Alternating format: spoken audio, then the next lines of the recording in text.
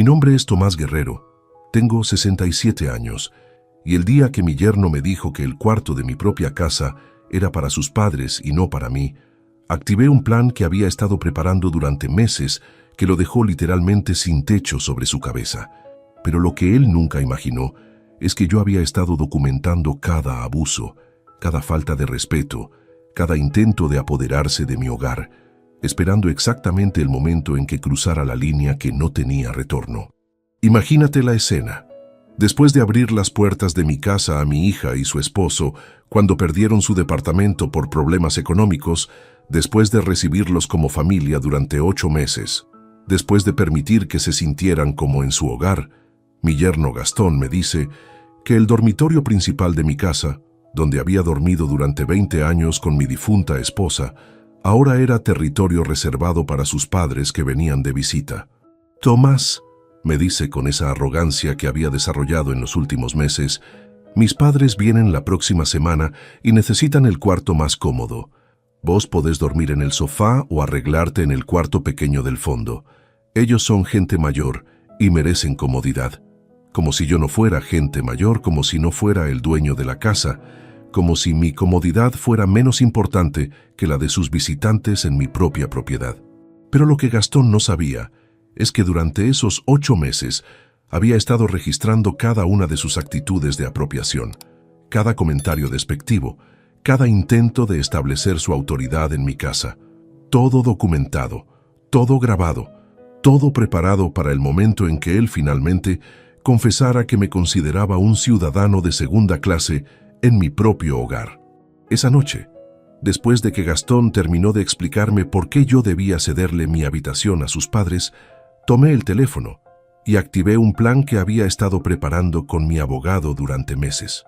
Un plan que convertiría a mi yerno en protagonista de la lección más cara sobre respeto familiar que jamás había recibido alguien, porque lo que estaba a punto de descubrir es que echar al dueño de casa de su propia habitación puede costarte mucho más que un lugar donde dormir. Al día siguiente, mientras Gastón hacía planes para acomodar a sus padres en mi dormitorio, yo estaba en el despacho de mi abogado firmando documentos que lo dejarían sin techo permanente. Documentos que le enseñarían que confundir hospitalidad con debilidad es el error más costoso que puede cometer un yerno abusivo. Escucha esta historia hasta el final y dime si conoces a alguien que haya confundido la generosidad familiar con permiso para abusar. Cuéntame también desde qué país me estás escuchando, porque esta lección sobre límites familiares vale para cualquier lugar del mundo. Para que entiendas por qué las palabras de Gastón fueron la gota que rebalsó el vaso, tengo que contarte cómo llegamos a esta situación y cómo un hombre que había recibido solo generosidad de mi parte se convirtió en alguien que me trataba como un inquilino molesto en mi propia casa. Porque la historia de cómo perdió su techo empezó mucho antes de esa conversación sobre mi dormitorio. Mi hija Luciana se casó con Gastón hace 3 años. Él trabajaba como vendedor en una concesionaria de autos usados, ella como recepcionista en una clínica dental. Tenían un departamento alquilado en el centro de la ciudad, un auto financiado y planes de formar una familia. Parecían una pareja joven normal, con aspiraciones normales y problemas económicos normales. Yo vivía solo en mi casa desde que murió mi esposa Marta hace 4 años. Era una casa de 4 dormitorios que había comprado cuando Luciana era adolescente, pensando en tener más hijos que nunca llegaron. Después de la muerte de Marta, la casa se sentía demasiado grande y demasiado vacía, pero era mi hogar, el lugar donde tenía todos mis recuerdos y donde había planeado envejecer. El año pasado, Gastón perdió su trabajo en la concesionaria cuando la empresa cerró por problemas financieros. Estuvo desempleado durante 4 meses, viviendo de los ahorros que tenían y del sueldo de Luciana. Cuando se les terminaron los ahorros y no pudieron pagar el alquiler, vinieron a pedirme ayuda económica para mantenerse en su departamento. Les ofrecí algo diferente. En lugar de prestarles dinero que sabía que les costaría devolver, les sugerí que se mudaran temporalmente a mi casa. Tenían dormitorios de sobra, así podrían ahorrar el dinero del alquiler y yo tendría compañía familiar. Les dije que podían quedarse el tiempo que necesitaran para estabilizarse económicamente. Al principio, todo funcionó perfectamente. Gastón consiguió un trabajo nuevo como asesor de seguros, con un sueldo menor al anterior, pero suficiente para empezar a reconstruir sus ahorros. Luciana siguió trabajando en la clínica, contribuían con algunos gastos de la casa, respetaban mis espacios privados y parecían agradecidos por la oportunidad de vivir sin pagar alquiler. Pero después de los primeros meses, empecé a notar cambios sutiles en la actitud de Gastón. Empezó a hacer comentarios sobre cómo mejorar la casa, sobre cambios que harían la vida más cómoda para todos. Al principio los tomé como sugerencias constructivas de alguien que se preocupaba por el bienestar familiar. Tomás, me decía, esta casa sería perfecta si actualizáramos la cocina. Tomás, deberíamos cambiar los muebles del living porque están muy antiguos. Tomás, habría que arreglar el jardín porque da mala impresión cuando vienen visitas, como si la impresión que diera mi casa fuera responsabilidad suya. Después, empezó a tomar decisiones menores sin consultarme. Cambió la disposición de los muebles del living, compró decoraciones nuevas para las paredes, reorganizó los armarios de la cocina. Cuando le preguntaba por qué no me había consultado, me decía que eran mejoras obvias que beneficiaban a toda la familia. Lo que más me molestaba era cómo había empezado a referirse a la casa cuando hablaba con otros. La llamaba nuestra casa, hablaba de nuestros planes de renovación, se refería a nuestro jardín como si fuera copropietario. Cuando yo lo corregía, me decía que era natural sentirse parte de una casa donde vivía, que era solo una manera de hablar. El problema escaló cuando Gastón empezó a invitar gente sin avisarme. Llegaba con compañeros de trabajo, organizaba asados los fines de semana, traía amigos a ver partidos de fútbol. Todo en mi casa, usando mis cosas, pero sin considerarme en los planes. Cuando le reclamaba, me decía que era bueno que la casa volviera a tener vida social. También empezó a establecer reglas para la casa, como si fuera él quien tenía autoridad. Me decía que no podía fumar en el patio porque molestaba a Luciana, que no podía escuchar música después de las 10 porque él se levantaba temprano, que no podía usar la parrilla los domingos porque esos días eran para la familia. Reglas en mi propia casa. Pero lo que realmente me alarmó fue cuando empezó a hablar de planes a largo plazo, como si fuera obvio que iba a vivir ahí para siempre. Hablaba de ampliar la casa, de agregar un segundo baño, de remodelar la cocina. Todo como si tuviera derechos permanentes sobre mi propiedad. Fue entonces cuando decidí consultar con mi abogado, el doctor Morales, que había manejado la compra de mi casa años atrás. Le expliqué la situación. Mi yerno estaba actuando como copropietario de mi casa. Estaba tomando decisiones sin consultarme. Estaba hablando de modificaciones como si tuviera derechos sobre la propiedad. Le pregunté cuáles eran mis opciones para proteger mis derechos. El doctor Morales me explicó que mientras Gastón viviera en mi casa como invitado, no tenía derechos legales sobre la propiedad. Pero también me advirtió que su comportamiento podía escalar hasta el punto donde intentara reclamar derechos de ocupación o incluso derechos de propiedad basados en mejoras que hubiera hecho a la casa. Me sugirió que documentara todas las actitudes de apropiación de Gastón, que grabara conversaciones donde él actuara como si fuera copropietario, que reuniera evidencia de su comportamiento para poder usarla si la situación empeoraba.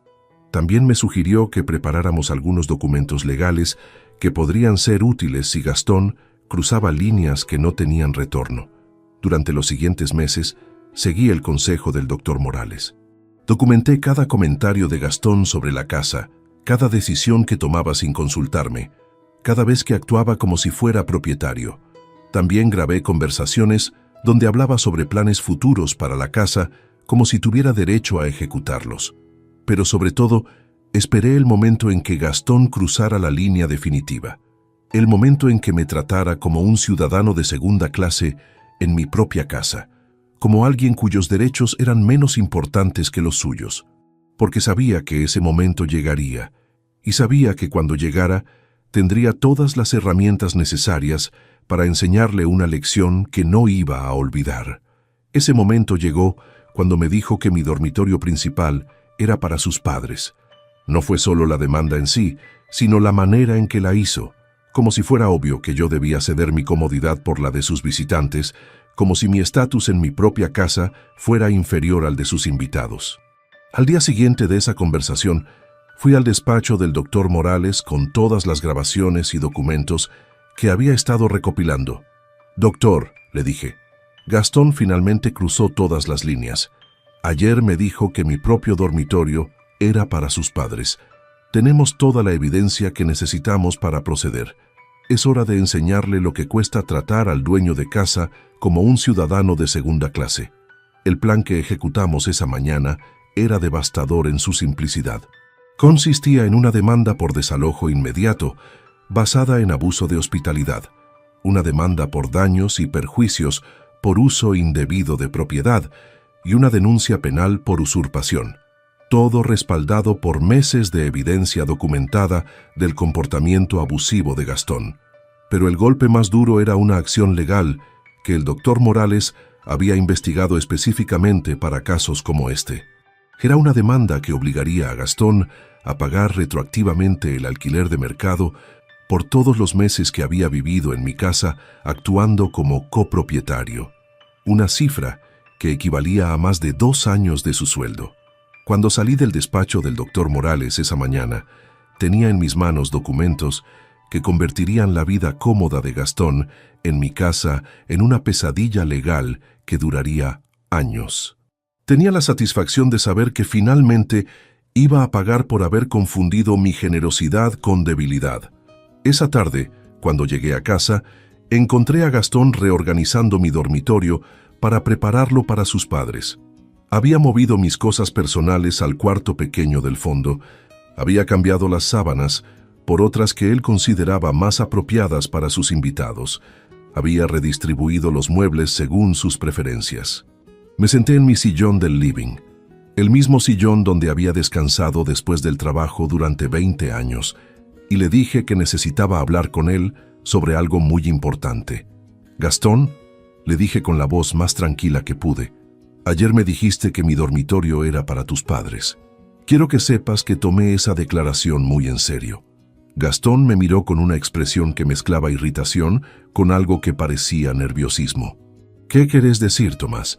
«Quiero decir que cuando alguien le dice al dueño de casa que ceda su dormitorio principal para invitados de ese alguien, está declarando implícitamente que considera que sus derechos son superiores a los del propietario. Y eso tiene consecuencias legales muy serias». Le expliqué que había documentado todos sus comportamientos de apropiación durante meses, todas sus decisiones unilaterales sobre mi casa, todos sus comentarios sobre modificaciones como si fuera copropietario, todos sus planes futuros como si tuviera derechos permanentes sobre mi propiedad. Le expliqué que tenía grabaciones de conversaciones donde él actuaba como si mi casa fuera suya. Gastón empezó a ponerse pálido.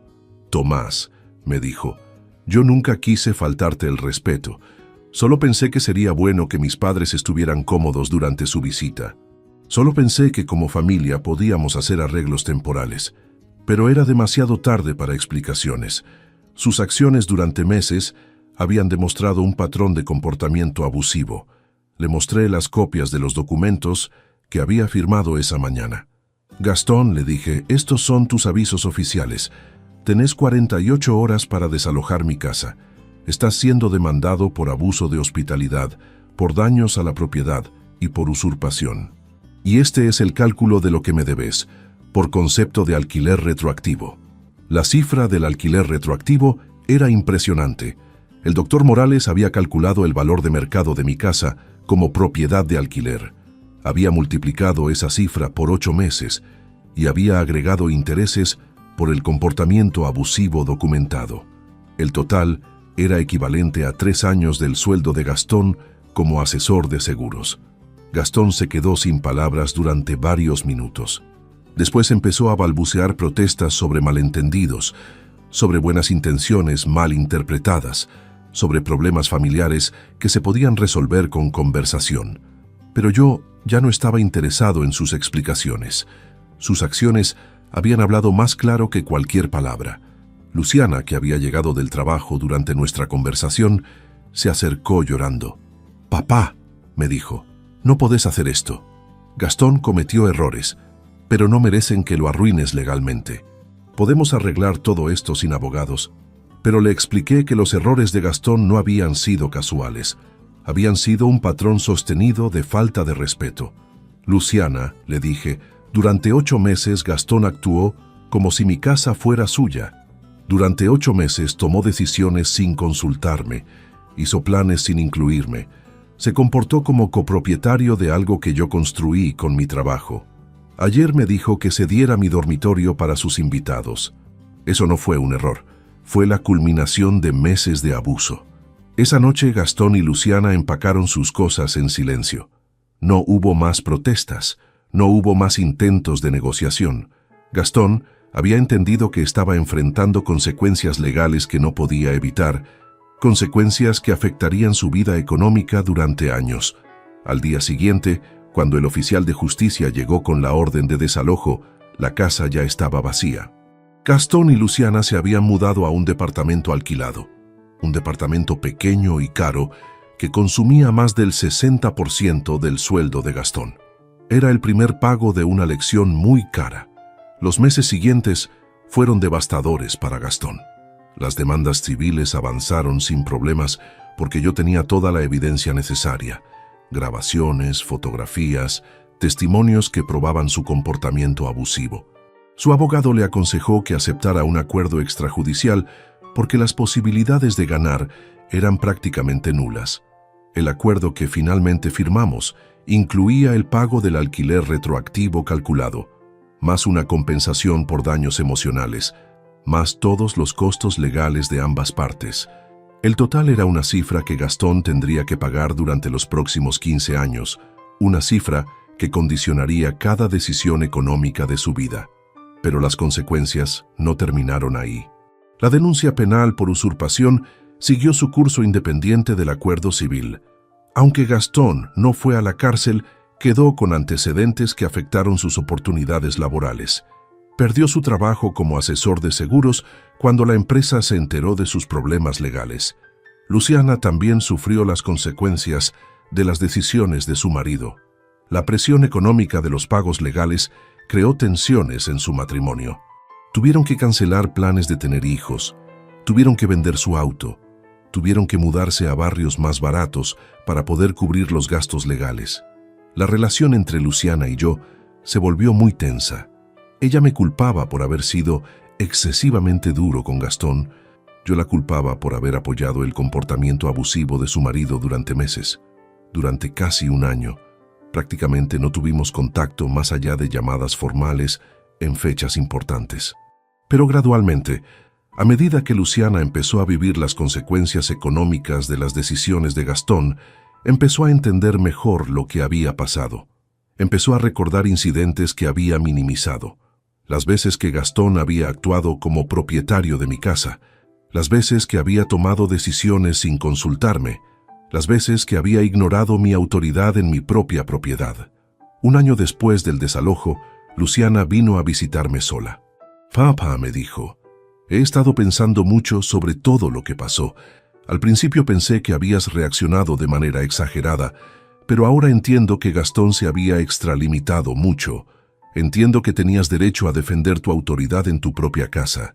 Me contó que la presión económica había obligado a Gastón a tomar 2 trabajos para poder cubrir los pagos legales, y que la experiencia le había enseñado lecciones importantes sobre respeto y límites. Me contó que él había empezado a entender que su comportamiento en mi casa había sido completamente inapropiado. También me contó que habían empezado terapia de pareja para poder manejar el estrés económico y las tensiones que había creado en su matrimonio. Que Gastón había tenido que enfrentar aspectos de su personalidad que nunca había reconocido antes. Su tendencia a apropiarse de espacios que no le pertenecían. Su incapacidad para respetar autoridad cuando no le convenía. Luciana me pidió perdón por no haber intervenido cuando vio que Gastón se estaba extralimitando. Me dijo que había estado tan enfocada en mantener la paz familiar que había ignorado las señales claras de que su marido estaba abusando de mi hospitalidad. Me dijo que ahora entendía que yo había tenido razón en defender mis derechos como propietario. Le dije que yo también había extrañado nuestra relación durante esos meses de distanciamiento, que había sido doloroso tomar acciones legales que afectarían a mi propia hija, pero que había sido necesario para enseñar lecciones que no se podrían haber enseñado de otra manera, que esperaba que con el tiempo ella entendiera mis razones. También le dije que había aprendido lecciones importantes sobre establecer límites claros desde el principio cuando se invita a familiares a vivir en casa, que mi error había sido permitir que el comportamiento abusivo de Gastón escalara durante meses sin confrontarlo inmediatamente, que había confundido la paciencia familiar con permiso para abusar. 6 meses después de esa conversación, Gastón me pidió una reunión. Vino a mi casa, se sentó en la misma sala donde había estado reorganizando mis muebles sin permiso y me pidió perdón de una manera que me convenció de que realmente había entendido la gravedad de sus errores. Tomás, me dijo, durante más de un año pensé que habías reaccionado de manera desproporcionada a comportamientos que yo creía que eran normales en una familia, pero ahora entiendo que había cruzado líneas que no tenía derecho a cruzar. Entiendo que confundí tu generosidad con permiso para apropiarme de tu espacio. Me explicó que los meses de presión económica y legal le habían dado perspectiva sobre el valor del respeto y la gratitud, que tener que pagar consecuencias reales por sus errores le había enseñado a pensar antes de actuar, a considerar las implicaciones de sus decisiones, a valorar la generosidad de otros en lugar de darla por sentado. También me explicó que la terapia le había ayudado a entender aspectos de su personalidad que habían contribuido al problema. Su tendencia a asumir autoridad en espacios donde no la tenía, su dificultad para reconocer cuando estaba siendo irrespetuoso, su costumbre de racionalizar comportamientos inapropiados como normal. Me pidió una segunda oportunidad para demostrar que había aprendido las lecciones importantes. No me pidió que cancelara los pagos legales que todavía debía, porque entendía que esas eran las consecuencias justas de sus acciones. Pero sí me pidió la posibilidad de reconstruir una relación familiar basada en respeto mutuo. Le dije que estaba dispuesto a considerarlo, pero que cualquier relación futura tendría que ser construida gradualmente, que empezaríamos con visitas ocasionales, donde él pudiera demostrar que había cambiado sus actitudes, que si esas visitas iban bien, podríamos progresar hacia una relación más normal. Pero también le dejé claro que los pagos legales continuarían independientemente de nuestra relación personal, que esas consecuencias económicas eran parte de la lección que había necesitado aprender y que cancelarlas enviaría el mensaje equivocado sobre la gravedad de sus errores pasados. Durante los meses siguientes, Gastón demostró consistentemente que había cambiado. Sus visitas eran respetuosas. Nunca hacía comentarios sobre modificaciones a mi casa. Nunca actuaba como si tuviera derechos sobre mi propiedad. Cuando Luciana y él venían de visita, él se comportaba como un invitado agradecido, no como alguien que consideraba mi casa como suya. También demostró cambios más amplios en su carácter. Consiguió un trabajo mejor que le permitía cubrir los pagos legales sin necesidad de trabajos adicionales. Empezó a manejar sus finanzas de manera más responsable. La experiencia legal había sido costosa, pero había resultado en un crecimiento personal real. Hoy, 2 años y medio después del desalojo, tengo una relación cordial con Gastón. No es la misma relación que teníamos antes del conflicto, porque esa relación estaba basada en malentendidos sobre límites y autoridad, pero es una relación más honesta, basada en respeto real y expectativas claras. Luciana y yo también hemos reconstruido nuestra relación. Ella entiende que mis acciones estuvieron justificadas. Yo entiendo que ella estaba en una posición difícil entre su padre y su marido. Ambos hemos aprendido lecciones sobre la importancia de establecer límites claros en relaciones familiares. Mi casa volvió a ser verdaderamente mía. Reorganicé los espacios según mis preferencias. Establecí mis propias reglas. Recuperé la tranquilidad de vivir en mi propio hogar sin tener que negociar cada decisión con alguien que se creía copropietario. La casa se siente como mi refugio otra vez, no como un espacio compartido con alguien que no respetaba mi autoridad. ¿Me arrepiento de haber tomado acciones tan drásticas? No. Creo que fueron necesarias para enseñar lecciones que no se podrían haber enseñado de otra manera. Gastón había demostrado durante meses que no respondía a conversaciones sutiles o advertencias directas. Solo las consecuencias legales severas pudieron cambiar su comportamiento. ¿Habría preferido resolver el conflicto de manera menos dramática? Quizás, pero no creo que habría sido efectivo. Gastón había escalado su comportamiento hasta el punto donde me dijo que cediera mi propio dormitorio para sus invitados. En ese momento, solo las consecuencias devastadoras podrían haber corregido años de comportamiento abusivo. La experiencia me enseñó varias lecciones importantes sobre relaciones familiares y límites personales. La primera es que la generosidad debe tener límites claros desde el principio. Invitar a familiares a vivir en tu casa requiere establecer reglas explícitas sobre autoridad, responsabilidades y expectativas. La segunda lección es que los problemas de respeto deben ser confrontados inmediatamente. Permitir que se acumulen comportamientos inapropiados solo hace que la confrontación final sea más dolorosa y más destructiva para todos los involucrados. La tercera lección es que algunas personas solo aprenden cuando enfrentan consecuencias reales y costosas. Gastón había ignorado señales sutiles durante meses. Solo cuando enfrentó la perspectiva de años de pagos legales, entendió realmente la seriedad de sus errores. ¿Qué consejo le daría a otras personas mayores que están enfrentando situaciones similares? Primero, establezcan límites claros desde el momento en que inviten a familiares a vivir en sus casas. Especifiquen quién tiene autoridad sobre qué decisiones y asegúrense de que todos entiendan que la hospitalidad no significa renunciar a sus derechos de propietario. Segundo, documenten cualquier comportamiento problemático desde el principio. Mantengan registros de conversaciones importantes, graben interacciones cuando sea necesario y consulten con abogados antes de que las situaciones escalen fuera de control. Tercero, no permitan que el deseo de mantener la armonía familiar los lleve a tolerar faltas de respeto. Es mejor confrontar problemas pequeños inmediatamente que permitir que se conviertan en problemas grandes que requieren soluciones devastadoras. ¿Qué consejo le daría a yernos y nueras que viven en casas de sus suegros? Primero, recuerden constantemente que están viviendo en la propiedad de otra persona por generosidad.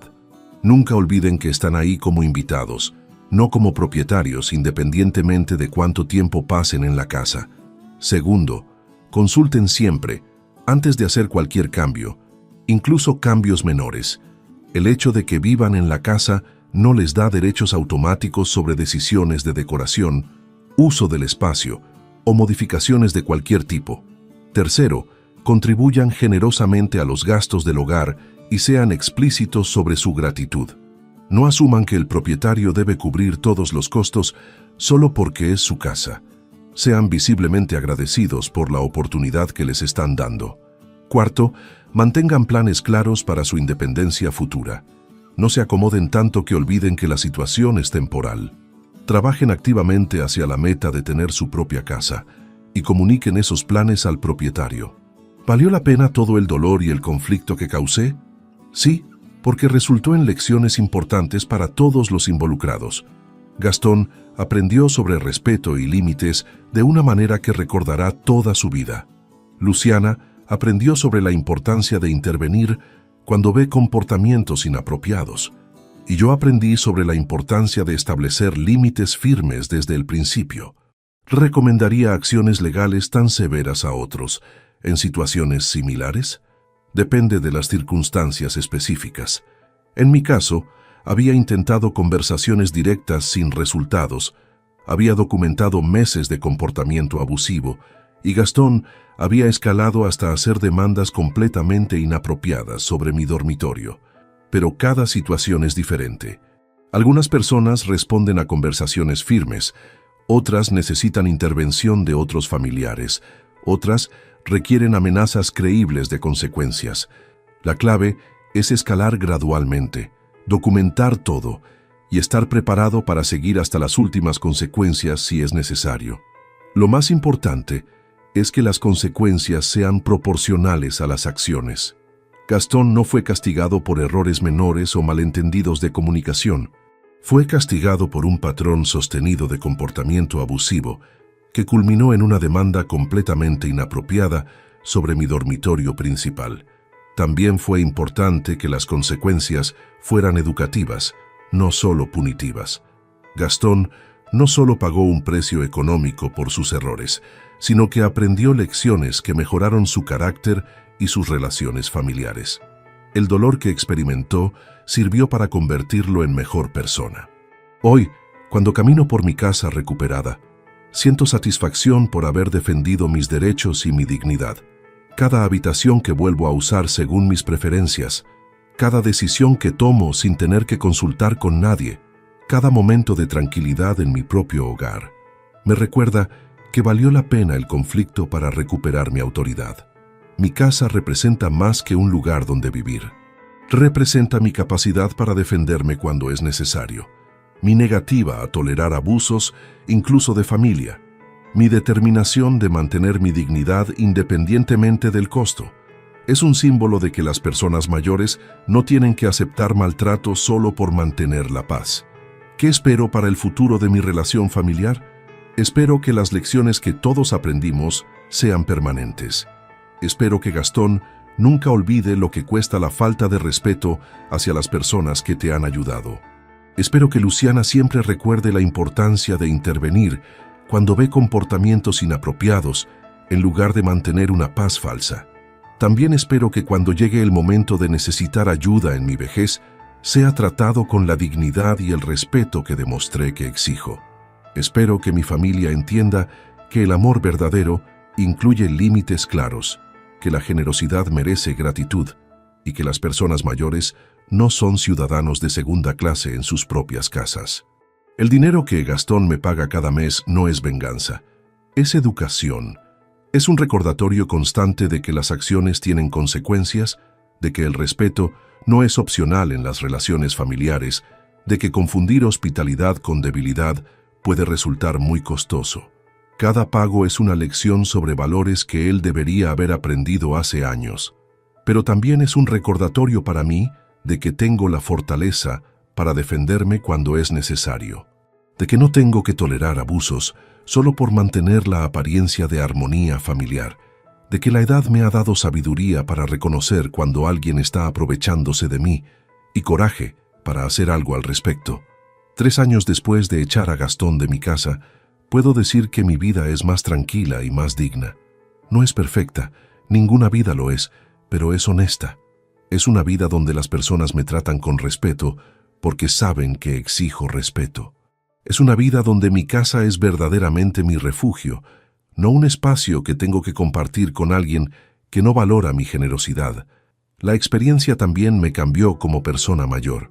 Me enseñó que tengo más poder del que pensaba, más opciones de las que creía, más fortaleza de la que había demostrado en años. Me enseñó que la edad no significa indefensión, que la generosidad no significa debilidad, que la familia no es excusa para tolerar abusos. ¿Me siento orgulloso de haber arruinado económicamente a mi yerno? No me siento orgulloso del dolor que causé a mi familia, pero sí me siento orgulloso de haber defendido mi dignidad, de haber enseñado lecciones importantes, de haber demostrado que las personas mayores pueden y deben proteger sus derechos. Me siento orgulloso de haber convertido una situación abusiva en una oportunidad de crecimiento para todos. Gastón es más maduro ahora. Luciana es más consciente de las dinámicas familiares y yo soy más claro sobre mis límites y expectativas. El conflicto fue doloroso, pero resultó en relaciones más honestas. El aspecto más satisfactorio de toda la experiencia fue que logré mi objetivo sin comprometer mis valores. No respondí al abuso con abuso, no usé violencia o manipulación emocional. Usé el sistema legal de manera apropiada para proteger mis derechos y enseñar lecciones importantes. Fue justicia, no venganza. También fue importante que mantuviera la puerta abierta para la reconciliación cuando Gastón demostró que había cambiado realmente. No convertí el castigo en algo permanente cuando él mostró arrepentimiento genuino y crecimiento personal. Le di la oportunidad de redimirse, pero bajo mis términos y con expectativas claras. La casa donde vivo ahora es la misma casa física que antes, pero se siente completamente diferente. Se siente como mi hogar otra vez, no como un espacio que tengo que negociar con otros. Cada rincón refleja mis decisiones. Cada habitación está organizada según mis preferencias. Cada momento de tranquilidad es genuino. Cuando miro mi dormitorio principal, el mismo dormitorio que Gastón quería que se diera para sus padres, siento particular satisfacción.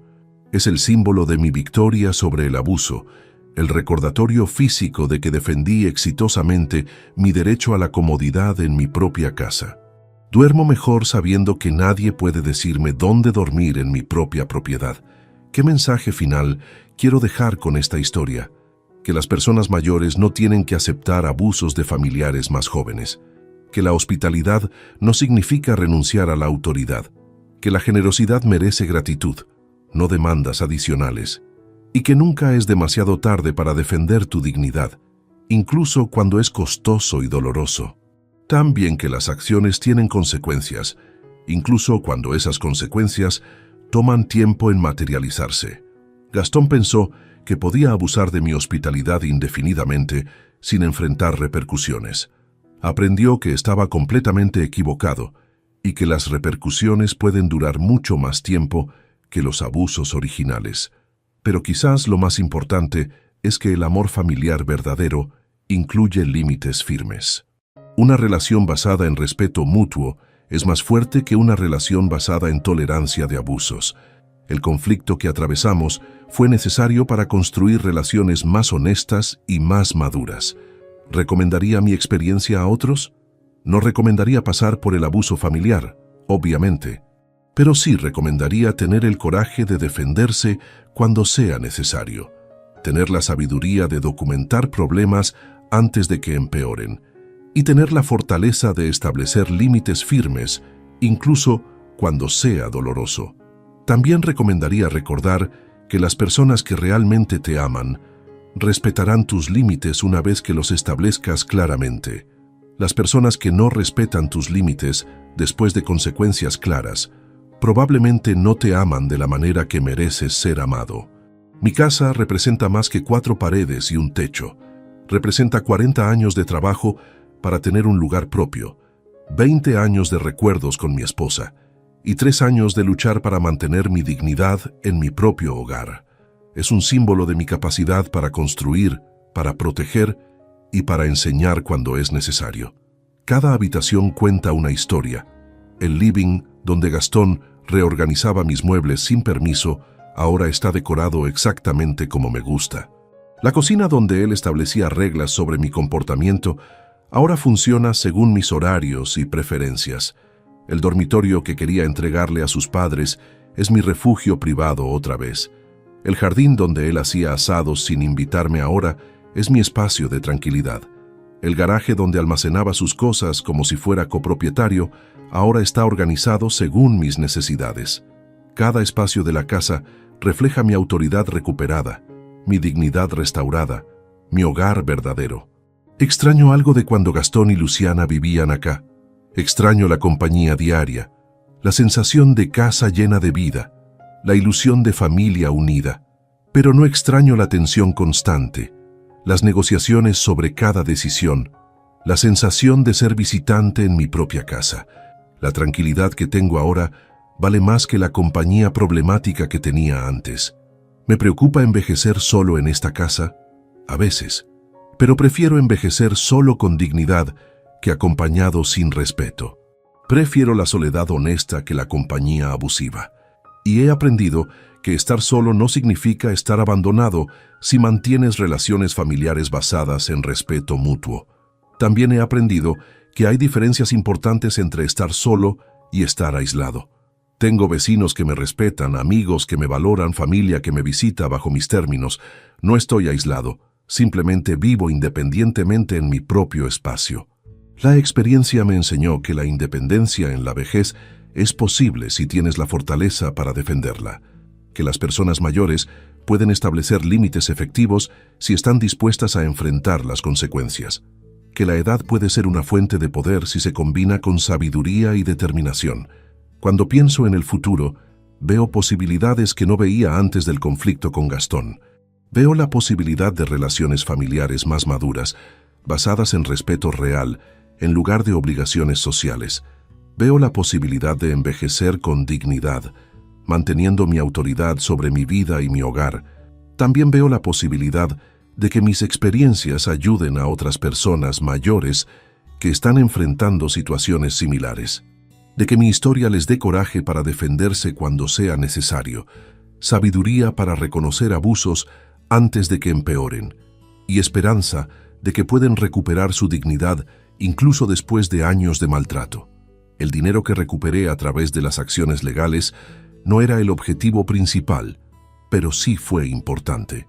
No por la cantidad en sí, sino por lo que representaba. El reconocimiento legal de que había sido abusado, la validación de que mis derechos habían sido violados, la compensación por el daño emocional que había sufrido. Ese dinero también me dio seguridad económica adicional para mi vejez. Me permitió hacer mejoras a la casa que habían sido postergadas, contratar servicios que facilitan mi vida diaria y tener un colchón financiero para emergencias médicas futuras. Gastón, sin saberlo, contribuyó a mejorar mi calidad de vida con sus pagos forzados, pero más importante que el dinero fue el precedente que establecí. Le demostré a mi familia, a mis vecinos, a mi comunidad, que las personas mayores no tienen que tolerar abusos silenciosamente, que tenemos recursos legales para defendernos, que tenemos la capacidad de enseñar lecciones importantes, que merecemos respeto independientemente de nuestra edad. ¿Cambió mi perspectiva sobre las relaciones familiares? Completamente. Antes del conflicto con Gastón, creía que la familia automáticamente merecía tolerancia y perdón ilimitados. Ahora entiendo que el amor familiar verdadero incluye límites firmes y consecuencias claras para comportamientos inapropiados. También entiendo mejor la diferencia entre generosidad y permisividad. Ser generoso con la familia es hermoso, pero permitir que abusen de esa generosidad es destructivo para todos los involucrados. Los límites claros protegen tanto al que da como al que recibe. Y entiendo que las relaciones familiares más fuertes son aquellas donde todos los miembros se respetan mutuamente, no aquellas donde algunos miembros toleran abusos de otros por mantener una paz superficial. El conflicto temporal puede resultar en relaciones más honestas y más satisfactorias a largo plazo. Hoy, cuando me siento en mi casa recuperada, rodeado de mis cosas organizadas según mis preferencias, viviendo según mis horarios y mis reglas, me siento profundamente satisfecho. No por haber causado dolor a mi familia, sino por haber defendido exitosamente mi derecho a vivir con dignidad en mi propio hogar. Cada día que paso en esta casa es un recordatorio de que las personas mayores tienen poder si están dispuestas a usarlo. Que la edad no significa indefensión si se combina con sabiduría y coraje. Que nunca es demasiado tarde para enseñar lecciones importantes sobre respeto y límites. Y vos que me escuchaste hasta acá, ¿has visto situaciones donde familiares jóvenes abusan de la hospitalidad de personas mayores? ¿Conoces a alguien que necesite aprender las mismas lecciones que aprendió Gastón? ¿Tendrías el coraje de defender tus derechos aunque fuera costoso para tu familia? Cuéntame tu experiencia y dime desde qué país me estás escuchando, porque estas lecciones sobre dignidad familiar y respeto intergeneracional son necesarias en todo el mundo donde existan familias que no entienden la diferencia entre amor y abuso,